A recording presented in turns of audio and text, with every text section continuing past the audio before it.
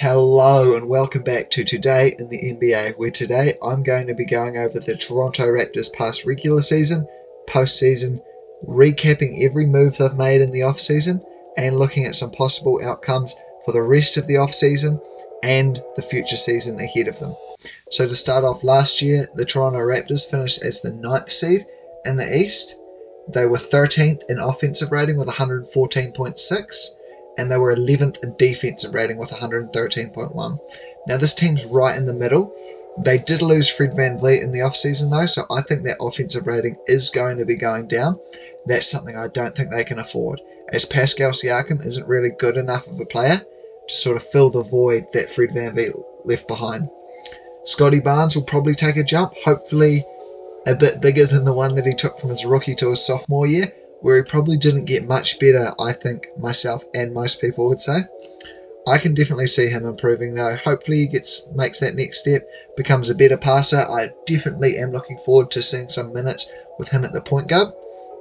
Anyway, speaking of the rotations, the Toronto Raptors starting five looks alright.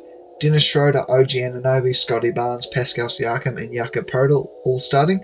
Malachi Flynn, Gary Trent Jr., Grady Dick, Chris Boucher and Precious Achiuwa all coming off the bench. I'm going to argue that they're probably only going to run a 9-man rotation, and they won't run the Malachi Flynn minutes at backup point guard, I'd say that would probably be Gary Trent starting at shooting guard or Grady Dick, and then OG playing the 3, and then Scotty Barnes playing the 1. If you ask me, I think that is probably going to be their best lineup offensively, and probably defensively as well. As Dennis Schroeder isn't really a great offensive player, he's definitely someone that can lock up on the perimeter, but I wouldn't really feel comfortable with him being my team's point of attack defender. Anyway, now for the Raptors offseason, I'm going to give them a C+ to a B-. I don't think there's really much they could have done to keep Fred VanVleet, but still losing him hurts them a lot. I don't think that bringing in Dennis Schroeder was probably that good of a thing to do either, as he's not really a great player for someone to fit in their system, if that makes sense.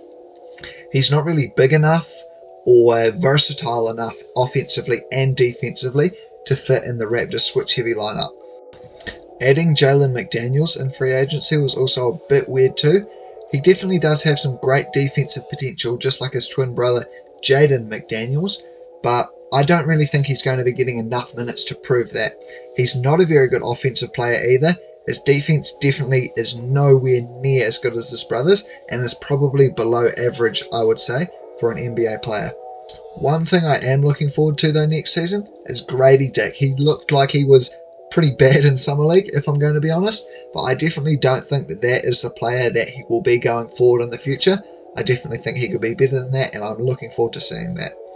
Another thing I'm looking forward to is seeing Christian Koloko playing some backup centre minutes. He looked alright last year, being an alright player, but I could definitely see him being a starting centre, maybe down in the future some more. Anyway, one off-season addition that I would really like to see the Toronto Raptors make is adding Christian Wood.